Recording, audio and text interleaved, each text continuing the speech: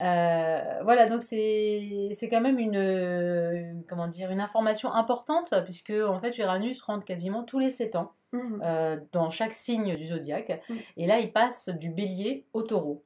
Ouais, ouais, tout à fait, tout à fait. En effet, il met 84 ans à faire le tour du zodiaque et tous les 7 ans, il change de signe. Donc évidemment, son entrée dans un nouveau signe est importante parce que, eh bien, il lance une impulsion qui va durer pendant 7 ans. Et comme Uranus, c'est le futur, c'est la nouveauté, c'est les changements, c'est l'originalité, l'inspiration, eh bien, on peut voir avec le signe qu'il va occuper comme ça pendant 7 ans, justement, ce qui va nous aider à nous ouvrir à l'inspiration et à permettre que le futur commence à pouvoir vraiment descendre et se manifester sur Terre. On parle aussi d'Uranus en tant que planète imprévisible et de révolte aussi, donc, Mhm, de mhm, changement, mhm, effectivement. Donc ça ne se fait pas toujours dans la douceur, les changements. mhm. Est-ce que c'est vrai? Oui, oui, oui, tout à fait. D'ailleurs, Uranus a été découvert dans une période, donc au XVIIIe siècle. Il a été découvert entre la révolution, l'indépendance des États-Unis et la Révolution française. Donc c'était vraiment dans une période de quête de liberté, de révolte, de transformation, avec des très grands changements, avec justement une grande quête de liberté. Donc en effet, il est porteur de ces valeurs-là. Hmm. Et alors, quelles sont les influences, le fait qu'il rentre effectivement en taureau, parce que de ce que j'ai vu en tout cas, le fait enfin, qu'il était en bélier pendant 7 ans, c'était un côté effectivement avec comment dire, la combinaison du bélier avec la planète Mhm. Uranus, c'était le côté un peu impulsif, le côté leader, le côté aussi où effectivement on fonçait, donc on a eu beaucoup de choses pas très positives en fait, on va dire, Mhm. durant cette année. Et là, apparemment, le fait qu'il rentre en taureau, peut-être que ça peut se calmer. En fait, j'ai entendu parler que apparemment, ce serait propice à la Mhm. paix, en tout cas dans le monde.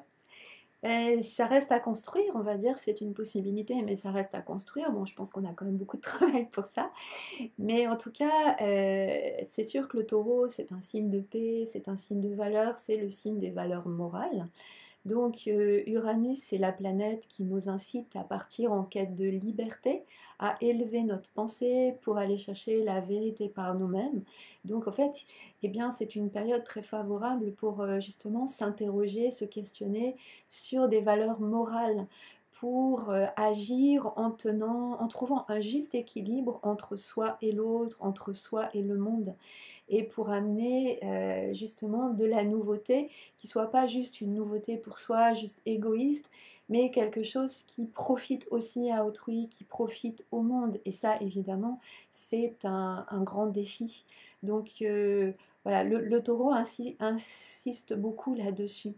Et donc, ce qui était quand même important avec le passage d'Uranus en bélier, c'est qu'il y a eu tout le carré Uranus-Pluton, qui avait pour but justement de nous aider à lâcher des attachements au passé, parce que ce qu'il faut savoir, c'est qu'à partir du moment où Uranus est entré dans le signe du bélier, il est entré dans ce qu'on appelle la déclinaison nord. Donc bon, je ne vais pas rentrer dans un jargon astrologique trop compliqué, mais si vous voulez, il rentre dans une phase comme d'élévation, on pourrait dire vers la lumière, vers plus de conscience.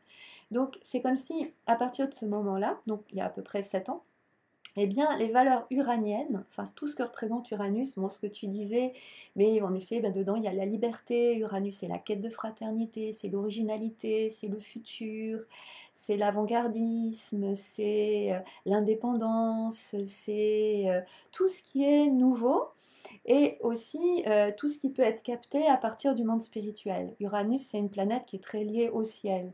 Donc, d'ailleurs, dans son symbole astrologique, on dirait comme une antenne de télévision, enfin une antenne, on pourrait dire. Donc c'est comme s'il nous incitait à déployer nos antennes. À capter un Euh, petit peu les forces voilà, cosmiques. à élever notre pensée, à la concentrer, à la décoller de la forme pour aller chercher à capter autre chose. Mhm. Et donc, eh bien, et puis Uranus, c'est la planète de l'astrologie, quand même. C'est bien de le Et, souligner.